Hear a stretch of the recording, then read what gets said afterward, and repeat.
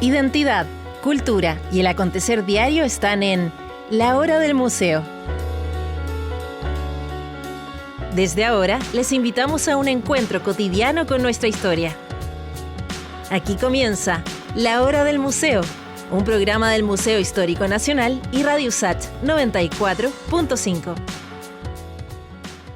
¿Cómo están? Qué gusto volver a encontrarnos aquí en La Hora del Museo. Hoy día vamos a estar hablando de arte, de dibujo, de ilustración, una maravilla que ya les vamos a ir compartiendo y también hacerles la invitación para que ustedes lo vayan a ver. Aquí tengo el catálogo, se llama Santiago Ilustrado, trabajo de Mario Rojas Torrejón, quien nos ha acompañado en diferentes instancias aquí en el programa, generalmente hablando de fotografía y de restauración. Mario, qué gusto volver a encontrarnos, bienvenido. Gracias por la invitación, yo estoy siempre feliz de estar acá. Nosotros también de tenerte aquí, y yo te comentaba antes de que saliéramos al aire, que me he quedado con la boca abierta porque no conocía esta faceta tuya. Siempre habíamos hablado de restauración, de historia de nuestra ciudad y también de fotografía muchas veces, pero este Santiago Ilustrado es increíble. Ya les vamos a ir compartiendo algunas imágenes porque están ilustrados, dibujados, pintados. Ya vamos a hablar de las técnicas, algunos de los edificios icónicos de nuestra ciudad. Aquí hay uno, a ver si lo reconocen. Así que, maravilloso. Se puede ir a ver en Sala Gasco, ahí en el centro de Santiago. Mario, cuéntanos cómo esto. Yo decía, en mi mente te tenía como restaurador, pero que ya es un trabajo muy delicado y un trabajo de joyería, pero estas ilustraciones son increíbles. ¿Cómo nace Santiago Ilustrado o también Patrimonio Ilustrado, que pueden encontrarlo así? Muy poca gente sabe que yo dibujo. La verdad que yo he dibujado toda la vida. Yo soy autodidacta y siempre dibujé edificios. Me gustaban siempre los edificios patrimoniales y tiene que ver también con mi trabajo, con mi afición a la arquitectura patrimonial. Y yo estos dibujos básicamente lo que hacía era utilizarlos para el estudio Brickman, que hacemos investigación de patrimonio de edificios antiguos. Y yo utilizaba estos dibujos que hacía a mano para recomponer la fachada antigua. Era como para saber cómo era el edificio anteriormente, cómo fue originalmente el edificio.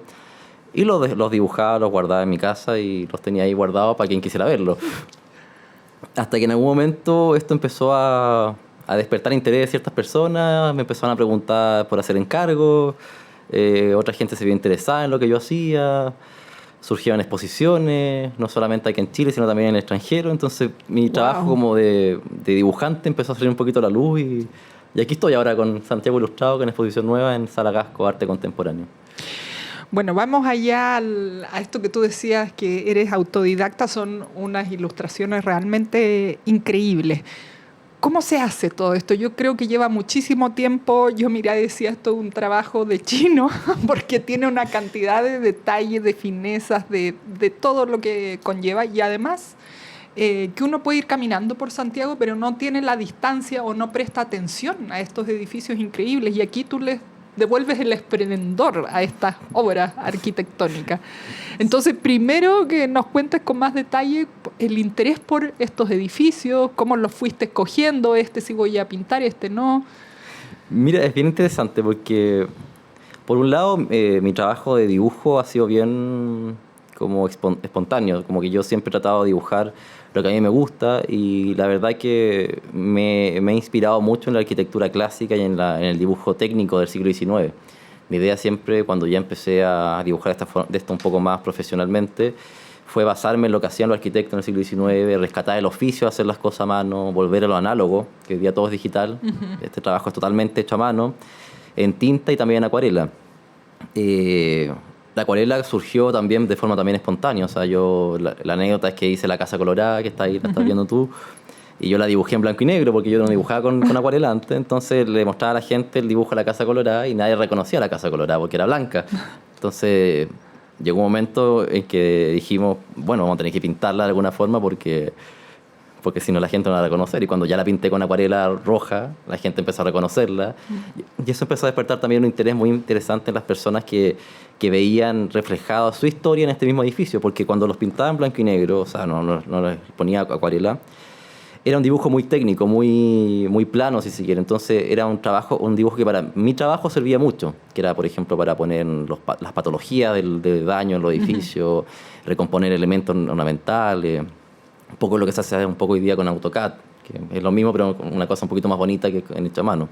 Pero cuando uno le pone acuarela, lo que pasa es que el edificio sale y surge la sombra, la tridimensionalidad del edificio. Así es. Lo que tú me dijiste, o sea, que se ven en esplendor, o sea, se ve más grande, en un plano blanco. Y eso lo que hace es que, por lo menos una parte de mi trabajo es muy bonita, que despierta mucha emoción en las personas. Despierta los recuerdos, la identidad, la memoria. Entonces ya no se transforma solamente en un dibujo artístico, sino que también es un elemento que conforma parte de tu historia y tu identidad.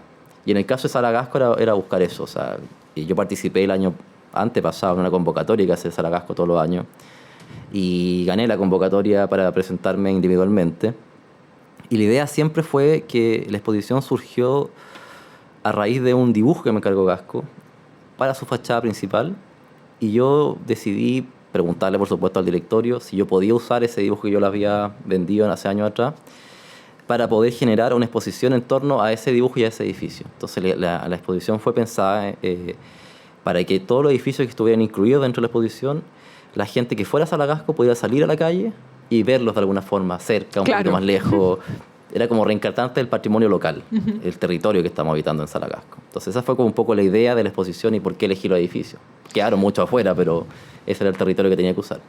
Bueno, tanta falta que nos hace ahora que por las noticias, y yo, bueno, soy activista en contra del exceso de noticias que lo único que hacen es meter miedo a la gente. Entonces ya cada vez van menos personas tal vez al centro o se pierden de ciertas cosas que están pasando y que están todos activando mucho para que justamente vayan a visitar la gran cantidad de museos, salas de arte como la Sala Gasco, que si ustedes no la conocen es un espacio realmente espectacular. Está el Museo Histórico, que lo tengo aquí, por supuesto también ilustrado aquí por las manos de Mario.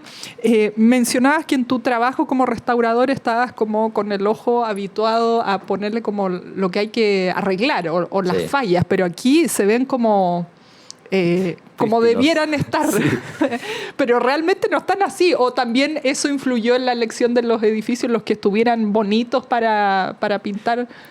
Mira, generalmente cuando yo hago mis dibujos siempre busco retratar el edificio como era en su origen, en su mejor momento. Entonces, una de mis tópicos dentro de las cosas que hago yo es reflejar el edificio como fue en su época de esplendor o de su mayor representatividad para la ciudadanía.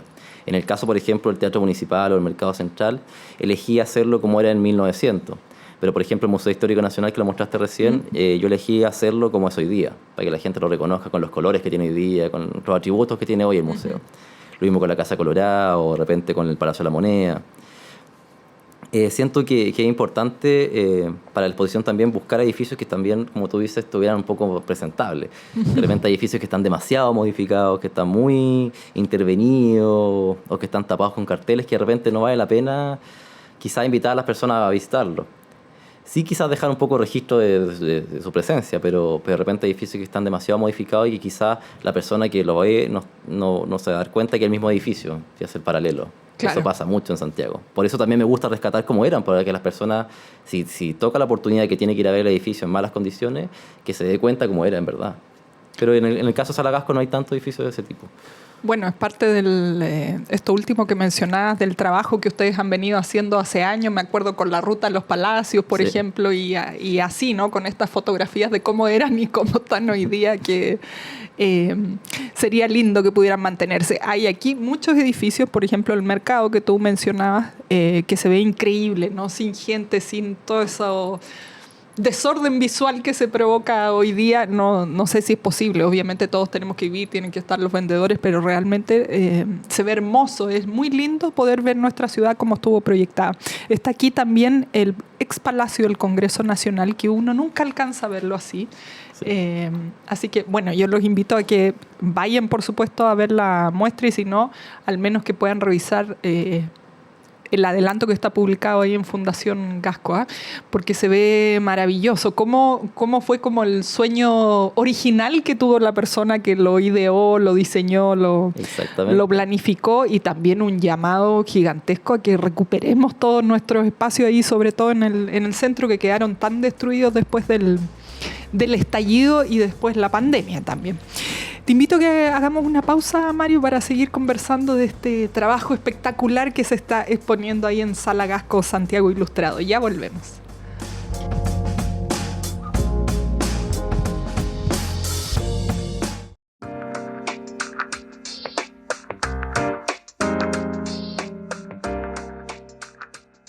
Estamos de vuelta en esta conversación con Mario Rojas, el creador de Santiago Ilustrado. Estábamos conversando de estos edificios que se ven magníficamente en estos dibujos. Mario, ¿cuál es el hilo conductor de la exposición? Porque ya nos adelantabas que para hacer los dibujos habían considerado espacios que a lo mejor la gente fuera a ver la exposición y pudiera salir a mirarlos por ahí cerca, que sean parte del entorno de Fundación Gasco. Pero ¿cómo se estructura ya una vez que entramos en la sala? Mira, la exposición está compuesta por dos grandes salas, la sala Oriente y Poniente, y desde la sala Oriente, que es la sala que uno entra a la derecha, mi idea fue siempre registrar, en realidad en la exposición en sí, son 300 años de arquitectura santiaguina. ¿En qué sentido? Que son un recorrido cronológico por 300 años con ciertos hitos arquitectónicos que fueron importantes para Santiago en su momento. También fue un poco el criterio de selección, además del territorio, que tenía que segregarse al territorio un poco del centro de Santiago en sí. Es hablar de ciertos elementos que fueron importantes en el paisaje urbano y que todavía de repente persisten en nuestra memoria y en nuestra ciudad. Entonces, por ejemplo, partimos con edificios icónicos como la Iglesia de San Francisco, que se considera el edificio más antiguo de Santiago. Sí. Y seguimos por edificios coloniales como el Museo Histórico Nacional, que fue la Real Audiencia Antigua. Seguimos con la Casa Colorada, hasta que llegamos al Santiago republicano, que habla de cómo Santiago quiso renovar su arquitectura, dejar el pasado colonial atrás y embarcarse en un estado neoclásico, donde se puso el neoclásico francés. Entonces, muy interesante ver cómo nuestros compatriotas quisieron en algún momento romper un poco con la tradición española. Con la llegada de Toesca se instala el neoclásico italiano en Chile, pero en 1840, 1850 el neoclásico italiano pasa a segundo plano y llega el neoclásico francés, se impone dentro de la arquitectura santiaguina.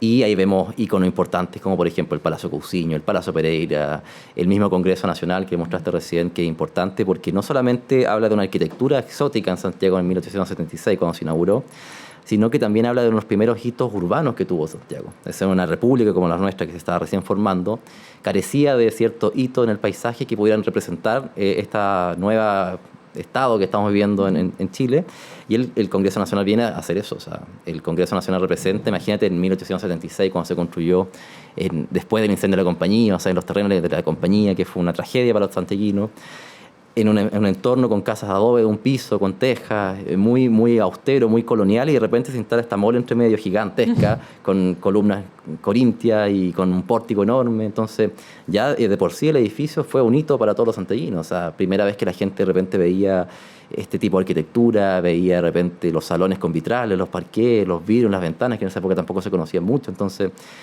decidí elegirlo por eso, porque son edificios de repente que representaron una modernidad en un momento determinado de nuestra historia. Entonces así seguimos, por ejemplo, con el Mercado Central, el Teatro Municipal, la Catedral de Santiago también, que también fue un espacio temporal que demoró 300, casi 400 años construirse totalmente. Wow. Entonces, y después en la Sala Poniente llegamos al Santiago que yo denomino el Santiago moderno, y que no habla también de la modernidad reciente, sino que habla del Santiago moderno en el sentido de cómo la arquitectura en el 1900 cambia. Y, por ejemplo, aparecen edificios como el Museo de Bellas Artes, que de repente uno puede pensar, pero ¿cómo? Si un edificio como tan antiguo, ¿por qué es tan moderno? Porque en el 1900 representaba la modernidad, o sea, esa misma techumbre vidriada, con estructuras metálicas entre medio, con el uso del hormigón armado, ladrillo. Entonces, habla también de un lenguaje distinto en la arquitectura que habla de cómo el Santiago se está adaptando a esta cosa más afrancesada, más moderna, que debe haber sido como construir el Costanera Center en ese momento. Claro. Entonces, para nosotros es un edificio viejo hoy día, pero para ese momento era como lo más top que se está haciendo en el mundo. Y seguimos con edificios, por ejemplo, como el edificio Gasco, que también fue un edificio de las oficinas centrales de Gasco, que fue un edificio de estilo neogótico, pero que habla también de un lenguaje de una compañía moderna y que tiene oficinas administrativas, que tiene tiendas, que tiene oficinas comerciales, el Congreso Nacional, los tribunales de justicia. Y de ahí vamos llegando a edificios más modernos como, por ejemplo, el Seguro Obrero, que fue uno de los primeros rascacielos en Santiago, de estilo Art Deco. Ahí aprovecho de preguntarte, estaba yo aquí queriendo compartirles justamente en la oficina de Gasco. Vi esta del Seguro Obrero y no tengo claro dónde está. Está al lado del Palacio de la Moneda, como en la calle Morandé. Ya. ¿Y hoy día qué es? Hoy día tiene que ver con el Ministerio de Justicia. No sé sí. Me pareció que ese era el Ministerio de Justicia, sí. Pero no estaba segura si me estaba traicionando mi recuerdo. Claro, está ahí, hermoso. Entonces, continúa, Mario. Tú avanzando, imagínate en esa página, pasamos de la Casa Colorada a una casa colonial, a que ya de repente tenemos este edificio de la Escuela de Chicago totalmente increíble, de estilo Art Deco, un rascacielos que para nosotros tiene, ¿cuánto? 12 pisos, que no es un rascacielos para nosotros, pero en esa época sí. Entonces, después tenemos el edificio de Kulczewski, la Universidad de Chile, la Escuela de Derecho, el edificio Baquedano, por ejemplo, que fue de Manuel Marchand Lyon, que fue un arquitecto muy interesante que estudió con Le Corbusier, entonces trajo todo un concepto nuevo de arquitectura hasta que lleguemos también, que ahí no se ve en el catálogo, a una lámina también que hice, una ilustración de Santiago Moderno que tiene 7 edificios antiguos para mí, pero son edificios de los años 70, 50, 60, como por ejemplo el edificio Lido, el edificio Naco, que es el que te gusta a ti con los balcones azul y amarillo, en huérfano. Entonces también que habla de un patrimonio reciente que también hay que empezar a tener ojo y a empezar a poner en valor. Entonces por eso yo hablo de 300 años de arquitectura. Partimos de 1618 por lo menos con la iglesia de San Francisco hasta que llegamos al año 74 con la Torre Entel. Entonces recorremos todo esos hitos arquitectónicos de Santiago en una exposición que tiene 2 grandes salas. Yo sigo maravillada revisando el catálogo. Mario, aquí preguntarte por aspectos técnicos, ahora que uno se hizo como mentalmente el recorrido de la exposición. Claro que el catálogo trae algunas imágenes, no todas, como bien nos decía. Estos 300 años de arquitectura, siempre estamos pensando como que en Europa está la arquitectura que uno puede apreciar y no aquí en Santiago, y la tenemos, por supuesto, así que hay que cuidarla. Me parece que una de las grandes maravillas que hace tu exposición es justamente a que nos demos cuenta de este patrimonio maravilloso que tenemos. ¿Cómo se hace uno de estos dibujos? ¿Cómo es todo este proceso? ¿Te sientas a mirar, estudias la historia del edificio, no sé, te conversas con gente que trabaje ahí en el lugar o que haya trabajado de alguna manera, buscas planos, no sé? Cuéntanos todo este proceso. Es un proceso muy largo. La gente realmente no se imagina el trabajo que hay atrás de cada dibujo. Para mí es muy importante la fotografía. Nosotros en el archivo Brickman tenemos afortunadamente más de 20.000 registros fotográficos antiguos, entonces la fotografía es la base de mi trabajo. Yo me baso en fotos antiguas para poder hacer los edificios. Entonces, como en Chile es muy complicado encontrar planos, hoy día un poquito más accesible, porque cuando empecé yo no era tan fácil, y tampoco hay plano de todos los edificios que quiero hacer, entonces me decidí por dibujar solamente en base a fotos. Entonces lo que yo voy haciendo es que hago un boceto primero, boceto preliminar, en lápiz grafito rápido, y en base a ese boceto donde veo, por ejemplo, las proporciones de las ventanas, veo las proporciones de los tamaños de los zócalos, y ahí empiezo a hacer el edificio hacia arriba, me fijo también en los colores, y ahí empiezo yo a concentrar toda la información que voy recabando del edificio, que tiene que ver con fotografía antigua, que tiene que ver con relatos de personas que hayan conocido el edificio anteriormente, con registros bibliográficos que son muy importantes. De repente hay mucha gente que ha descrito edificios o ciertos colores que han tenido el edificio, y entonces toda esa información la empiezo a volcar en este boceto, que cuando ya está listo empiezo a hacer la obra original, que es en un papel mucho más grande y también que requiere mucho más trabajo. O sea, lo que hago yo primero es con lápiz grafito y pasando las líneas para trazar Es entretenido ver el proceso, porque es como que yo fuera el arquitecto, porque empiezo de abajo hacia arriba. Entonces como que empiezo a hacer primero los cimientos, después empiezo a hacer las ventanas, empiezo a subir las cornisas y así sucesivamente hasta que llego a la techumbre. Partimos a nivel tierra. A nivel calle, exactamente. Y después cuando tengo el boceto en lápiz grafito, que es un boceto que me demora alrededor de generalmente unas 3 o 4 semanas en hacer cada uno, ahí empiezo a pasar la tinta. Y con la tinta ya empiezan a hacer un poco el edificio, porque cuando yo empiezo a poner el lápiz con tinta, empiezo a hacer las decoraciones, las ventanas, los tímpanos, los frontones, las columnas. Entonces el edificio empieza como a agarrar forma de edificio realmente con todos los detalles arquitectónicos que tiene. Y cuando ya tengo la tinta hecha, pasa el proceso de acuarela. Yo dejo que se seque la tinta un tiempo y después empiezo a pintar con acuarela, y eso es un proceso igual largo porque yo no uso mucha agua ni de tanta acuarela, entonces me gusta hacer como una aguada de acuarela, y eso implica también que tengo que tener varias capas de acuarela. Entonces ahí empiezo de repente a decorar primero las techumbres, después las ventanas, hasta que el edificio empieza a agarrar forma y termino totalmente el edificio, pero después tengo que poner la firma, el nombre, todas esas cosas que también es tiempo. Entonces alrededor de 1 mes y medio me demoro en un edificio normal. Si es muy grande me demoro unos 4 meses en hacer cada uno. Wow, yo estoy mirando además fotos del catálogo de todo este proceso que es realmente increíble. La acuarela es sumamente difícil, pero bueno, quiero que conversemos más de estas técnicas y de todo este trabajo maravilloso. Mario, al regreso de esta pausa, ya volvemos.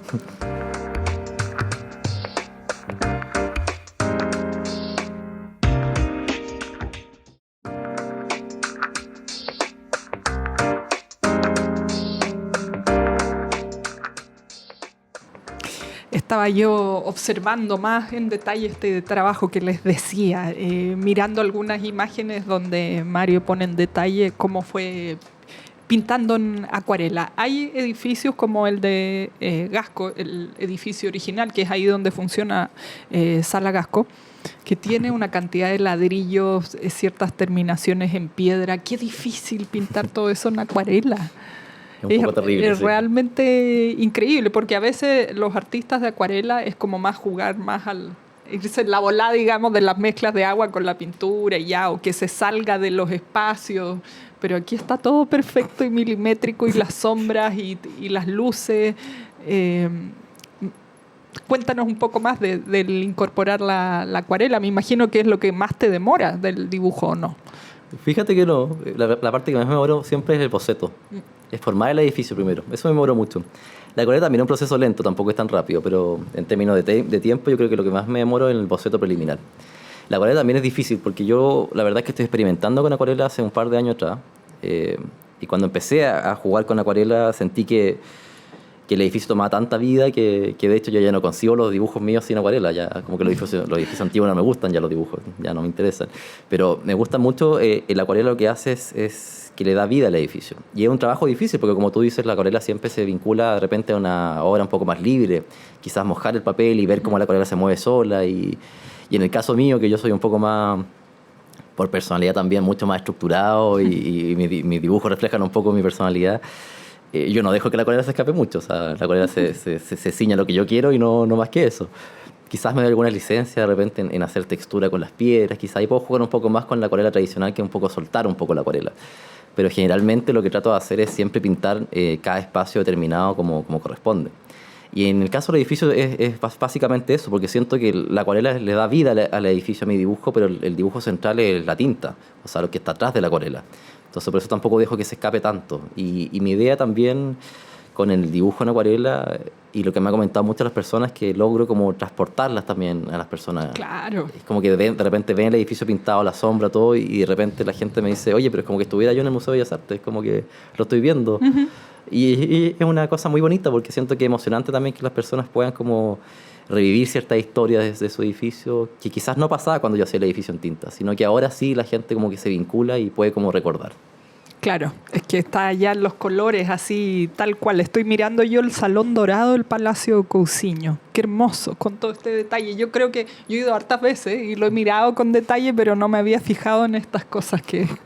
Sí, que tiene una cantidad de detalle increíble que no se ven porque está tapado con cortinas. Entonces claro, yo lo hago como el edificio oscuro, un poco más sin tanto objeto encima, entonces...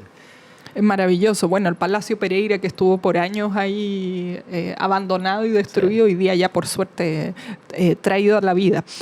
Hay un lugar que yo no sé dónde está y no sé si existe, no sé si era también como requisito que estos edificios estuvieran en pie. Palacio Holguín, no sé cuál es, no sé dónde está, fantástico. Es maravilloso. Sí. El Palacio Holguín, ese es un caso importante, por ejemplo, lo que hablamos al principio, que este edificio está muy modificado de como era originalmente. El dibujo que tú estás viendo ahí, el palacio como fue construido en 1887, como fue con toda su decoración. El Palacio Holguín es un edificio muy entretenido porque don Nazario Holguín Leiva era un cachador de cobre que trabajaba para unos suizos y lo contrataban para buscar vetas de cobre.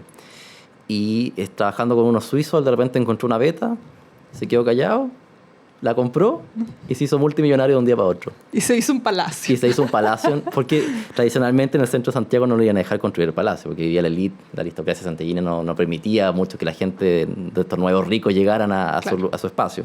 Entonces este señor dijo, bueno, si no me dejan construir una casa en el centro, me construyo una casa en Alameda con Brasil. Y ahí está ubicado el palacio.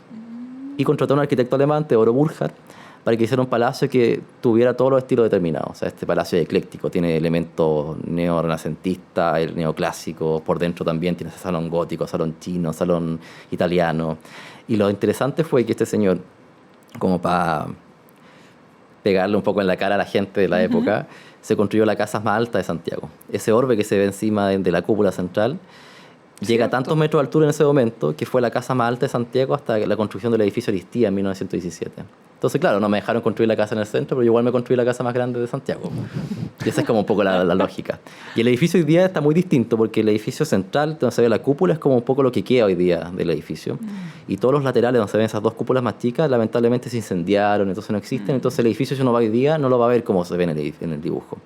Va a haber algunos elementos interesantes, pero no como está. Entonces es importante para mí que la gente, invitarla a ver este palacio importante que hay en Santiago, pero quizás reflejando un poco como era antes, no como está hoy día, que está muy desmejorado en la fachada. Pero afortunadamente el interior está en muy buenas condiciones porque la familia propietaria se ha dedicado a cuidarlo mucho. Lamentablemente, como está en la Alameda mismo, ha sido víctima de rayados. Claro. Entonces no está en las condiciones óptimas porque también el tiempo, no es una calle muy... Es una calle muy transitada, entonces también es difícil mantener... La contaminación ahí de todo tipo. Los cables, los carteles, los grafitis, entonces es muy difícil mantener un edificio en buenas condiciones ahí.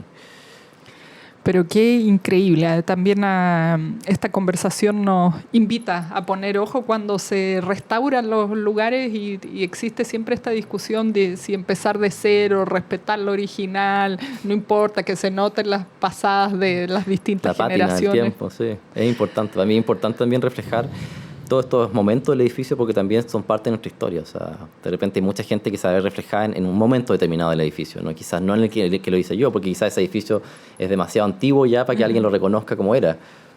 Pero sí, si uno, por ejemplo, en el catálogo sale el contexto, la historia, entonces quizás a alguien si le da el contexto, hay gente que se va a interesar y va de repente a recordar alguna cosa. Por ejemplo, en ese palacio en el año 1980 se hizo un remate muy grande, el palacio se dejó cerrado desde 1900 hasta el año 80. Entonces estaba intacto como era en 1900. Wow. Entonces el remate que fue del Palacio Olguín en el año 1980, creo que fue, 81, todavía es recordado por muchas personas. Entonces yo de repente hablo con personas del Palacio Olguín y se acuerdan cuando fueron al remate, cuando entraban a la casa. Entonces también, a pesar de que el palacio está muy lejos quizás del espectro nuestro hoy día, sigue siendo parte de la historia de algunas personas ya mayores que lo conocieron en su esplendor. Qué espectacular con todo lo que nos has contado y además aquí viene la descripción que tenía una escalera imperial de mármol, por ejemplo. Bueno, maravilla. Quiero que hablemos también de otros edificios que tal vez no sean tan antiguos, pero te invito a que hagamos una pausa, Mario, para seguir conversando de este Santiago Ilustrado.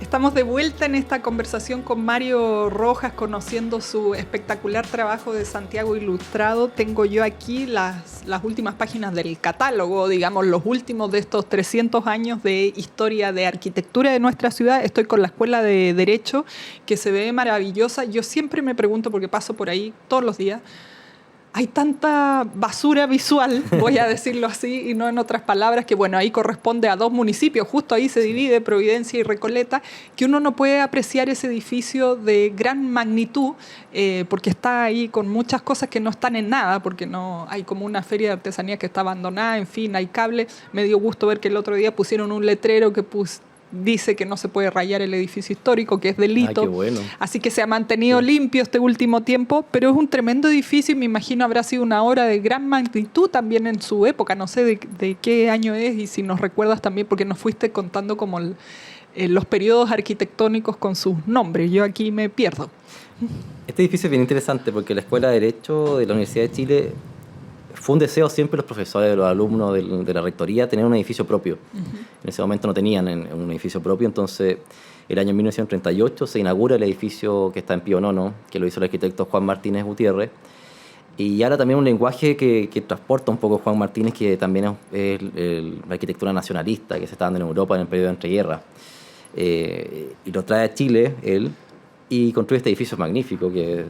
Y lo interesante que tiene es que es un edificio, como no se da muchas veces en Chile, que está hecho para una función especial, o sea, está hecho para la Facultad de Derecho, o sea, está pensado para las clases, está pensado con el auditorio para los alumnos. Entonces es un edificio muy interesante a nivel arquitectónico, además de la disposición que tienen al lado del río, que también lo forma como un espacio icónico para el paisaje urbano de Santiago. Lo que tú decías también es importante, o sea, hoy día tenemos muchos edificios en Santiago que no se ven por la cantidad de interferencias visuales que existen, porque entre los cables, entre los grafitis, entre los árboles, bueno, los árboles es lo mejor que puede haber interferencia, pero también de repente muchas veces tapan también los edificios. Entonces siento que es muy importante, en el caso de las cosas de la obra que estoy haciendo yo, es mostrar el edificio en un fondo blanco para que se vean con la magnitud que merecen. Y también así la gente se va a empezar a dar cuenta que tenemos patrimonio importante en Santiago que es digno de valorar, o sea, no solamente esta arquitectura que de repente es más moderna, como la Escuela de Derecho, ya tiene 60, 70 años, entonces ya es un edificio que de por sí que es un edificio antiguo, y habla de un lenguaje arquitectónico importante que yo creo que es digno también de conservar. Junto a otros edificios como el que ya hablábamos de que están en huérfanos con los balconcitos de colores primarios, ahí lo estoy compartiendo con ustedes. ¿Qué hay de los tamaños cuando uno vaya a ver la exposición? Obviamente que hay que ir a verla. Yo ya voy a ir inmediatamente a disfrutar de todo esto y poder mirar ese detalle de tu trabajo a mano, pero hay que darle el tamaño también que vaya acorde a estos tremendos edificios. Mira, es interesante porque de repente mucha gente me sigue por Instagram o de repente o ha visto en internet las cosas que hago, los catálogos que de repente he hecho, pero es súper distinto ver los edificios en vivo. O sea, se ven los detalles, las tintas, se ve el traspaso en el papel de la acuarela. Entonces es muy bonito ver los edificios en vivo. Así que vayan a ver la exposición de verdad. Y siento que los tamaños son también interesantes porque de repente la gente piensa que son bastante chicos y de verdad no son tan chicos. De repente hay tamaños que rondan los 70 por 80 centímetros, hasta edificios que van del metro grande hasta el metro 10. Entonces, el edificio Gasco, por ejemplo, tiene 1 metro por 1 metro 10, creo que es el tamaño total de la obra, más el marco, entonces se ve muy grande y muy impresionante. Entonces es interesante ver cómo de repente uno piensa que las cosas son súper distintas a lo que realmente son. Y eso también se explica también un poco por qué me demoro tanto en hacer los dibujos. Sí. Porque de repente digo 5 meses, pero la gente dice, ya, pero ¿cómo te demorar 5 meses en esto? Pero si uno lo ve, el tamaño que tiene... Vayan a verlo y ahí van a saber por qué 5 meses, ¿no? Sí. Y yo, bueno, nunca lo podría hacer en esta vida, no por lo menos, a lo mejor en otra donde aprenda a dibujar. Con suerte puedo escribir, que ya es una habilidad que hemos ido perdiendo. Sí, no todos la tienen hoy día. Claro, con lo digital ya está bien difícil tener el pulso y la caligrafía de hacer las cosas manualmente. Mario, nos queda poquito tiempo, se me ha pasado, pero más que volando esta conversación de Santiago Ilustrado. Me salto un poco en el tiempo, pero más allá de la exposición, ¿en qué estás hoy día? ¿Vas a ir a otros periodos de la arquitectura? ¿Estás fijándote en otros edificios? Porque me imagino que esto no acaba con la exposición, sino que va mucho más allá. Siempre estoy dibujando, estoy con harto de encargo, eso es muy bueno, entonces, porque las personas me pueden encargar de edificios que les gusten a ellos para que yo se los haga originales. También estoy vendiendo ilustraciones, reproducciones de ilustraciones de los dibujos también, pero me estoy enfocando en esto sigue, o sea, para mí el patrimonio sigue, entonces estoy también queriendo complementar edificios que de repente no tengo, como por ejemplo la Universidad de Chile, edificios icónicos que de repente no he tenido el tiempo para dibujar. El Club de la Unión, que está al frente. El Club de la Unión también, exactamente, y siento también que me estoy enfocando mucho en patrimonio moderno.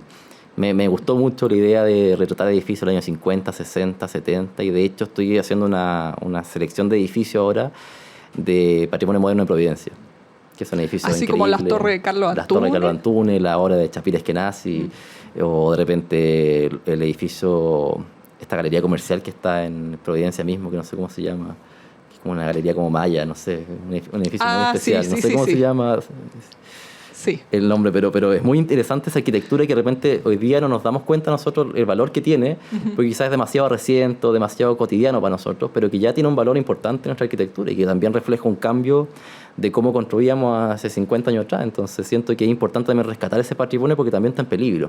Mi exposición y mi obra básicamente no solamente tiene un trasfondo artístico, sino que yo no dejo de ser conservador y restaurador de arte, y para mí mi centro y el centro de mi trabajo como ilustrador es conservar. conservar el patrimonio y que la gente lo conozca, lo difunda, lo quiera. Y una nueva forma que encontré de hacerlo es con los dibujos. Entonces la gente de repente puede ver el edificio, reencontrarse con él, lo que hablamos antes, la memoria, despertar la identidad, la memoria, los recuerdos, y de esa forma también vincular el edificio a tu propia historia. ¿Y qué pasa con eso? Uno cuando el día de mañana lo quieran votar, uno va a decir, pero bueno, este edificio igual es importante para mí, Sí. y quizás para más gente. Entonces eso va de repente por lo menos hacer un poquito de un punto de inflexión para que las cosas ojalá cambien el día de mañana. Sí, yo creo que ya está bueno de votar cosas. Estamos bien con lo que tenemos. Sí, Y tampoco seguir creciendo. La ciudad va creciendo, creciendo, creciendo. Habitemos los espacios que tenemos, que yo creo que están mal organizados, por así decirlo. Exactamente. Volver al centro. O sea, el centro, la exposición también es un poco eso, es invitar a las personas que volvamos al centro, que recorramos el centro de nuevo, que lo hagamos propio.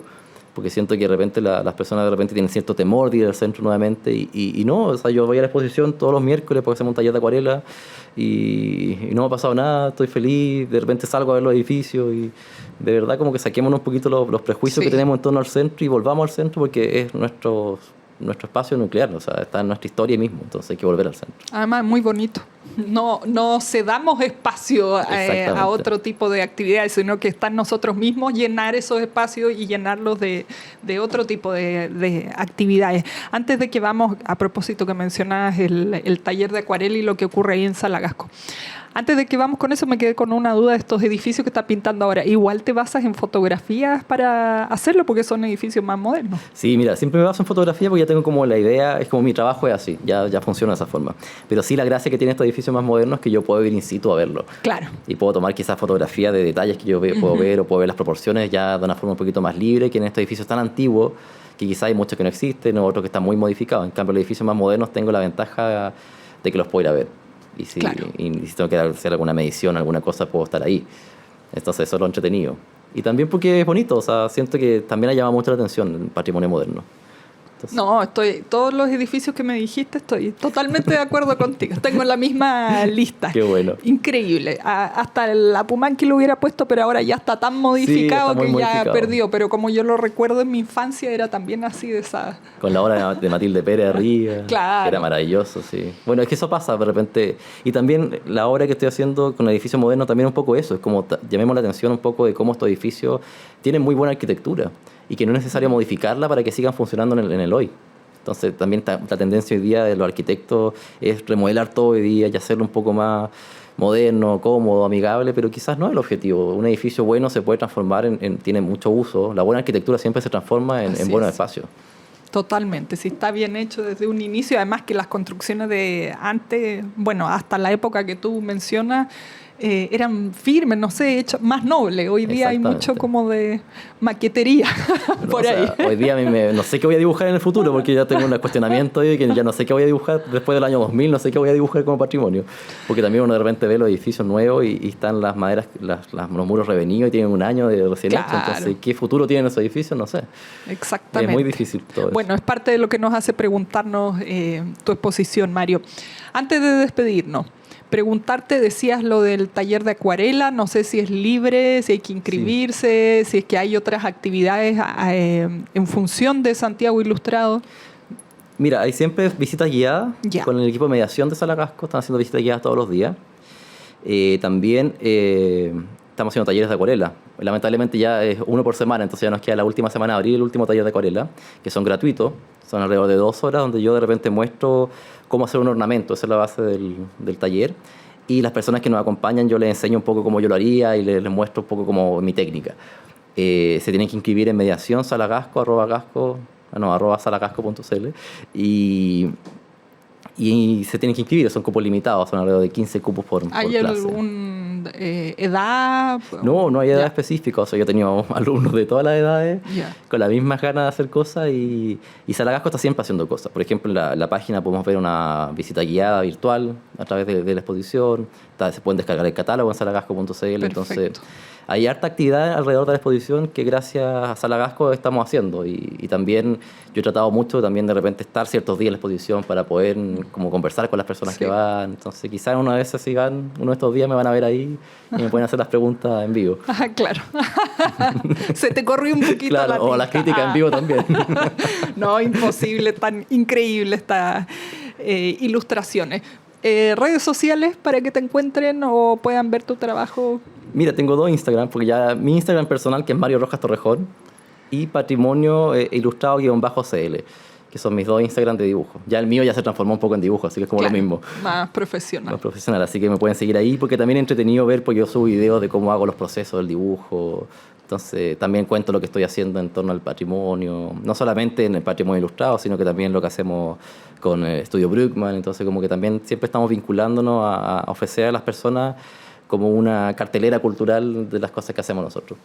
Espectacular. Bueno, y la invitación, por supuesto, a que vayan pronto, porque está hasta el 3 de mayo, Santiago Ilustrado. Así que aprovechar, uno a veces dice, sí queda tiempo, vayan ahora y disfruten, vayan al centro, como decíamos, y además a ver esta maravillosa exposición. Mario, gracias por haber compartido con nosotros tu trabajo. No, muchas gracias a ustedes por la invitación. Gracias. Nos despedimos aquí con la invitación entonces a ir a ver nuestros edificios ahí en todo su esplendor, en las ilustraciones de Mario Rojas, que nos acompañó hoy en el programa. Nos volvemos a encontrar en la siguiente emisión.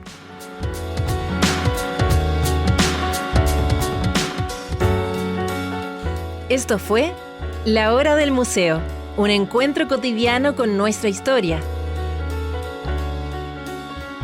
Un programa del Museo Histórico Nacional y Radio USACH 94.5.